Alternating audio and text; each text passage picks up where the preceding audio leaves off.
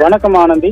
திருவள்ளூர் மாவட்டம் திருத்தணி அடுத்த பள்ளிப்பட்டு தாலுகாவை சேர்ந்த பத்திரிகை எழுத்தாளர் பழனி என்பவர் அவர் மனைவியுடன் கர்லாப்பாக்கம் கிராமத்தில் வசித்து வருகிறார். இவரது மனைவி சில நாட்களுக்கு முன்பு திருப்பதியில் உள்ள தனது உறவினர் ஒருவருக்கு திருமணத்து என்பதால் அங்கு சென்றுள்ளார். பழனி அதே போன்று மனைவி திருப்பதி சென்றுள்ளதால் மகள் புத்தூரில் வசித்து வருவதால் அவரை பார்ப்பதற்காக அங்கு சென்றுள்ளதாக கூறப்படுகிறது. இதனை அறிந்த மர்ம நபர்கள் வீட்டில் யாரும் இல்லாத நேரம் பார்த்து இரவோடு இரவாக பழனி வீட்டுக்குள் புகுந்து வீட்டில் இருந்த பீரோவை உடைத்து அதிலிருந்து 100 சவரன் நகை மற்றும் 2 கிலோ வெள்ளி மற்றும் பணம், பட்டுப்புடை உள்ளிட்டவற்றை திருடி சென்றுள்ளனர். மேலும் திருடி சென்ற நபர்கள் பார்த்தோம்னால் இரவு முழுவதும் அவர் வீட்டிலேயே அமர்ந்து கொண்டு மது அருந்திவிட்டு அந்த காலி பாட்டில்களையும் அங்கு வீசி சென்றுள்ளதாக ஒரு தகவல் நமக்கு கிடைத்துள்ளது.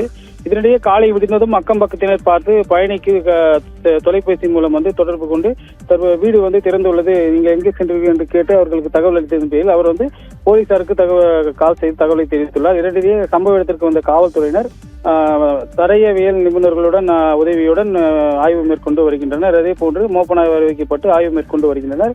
குறிப்பாக பள்ளிப்பட்டு, புத்தூர்பேட்டை உள்ளிட்ட பகுதிகள் ஆந்திராவை சார்ந்த பகுதி என்பதால் ஆந்திராவில் இருந்து மர்ம நபர்கள் கொள்ளையடித்து சென்றனரா அல்லது உள்ளூரை சார்ந்தவர்கள் தான் அரங்கேற்றுள்ள கோணத்தில் காவல்துறையினர் தீவிர விசாரணை மேற்கொண்டு வருகின்றனர். குறிப்பாக ஆந்திரா ஒட்டிய பகுதிகளில் காவல்துறையினர் ரோந்து பணியை தீவிரப்படுத்த வேண்டும், காவல்துறையினர் சரிவர வருவதில்லை என்ற குற்றச்சாட்டும் உள்ளது. இது சம்பந்தமாக தனிப்படைகள் அமைக்கப்பட்டு தீவிர தேடுதல் வட்டத்தில் ஈடுபட்டு வருகின்றனர். ஆனந்தி.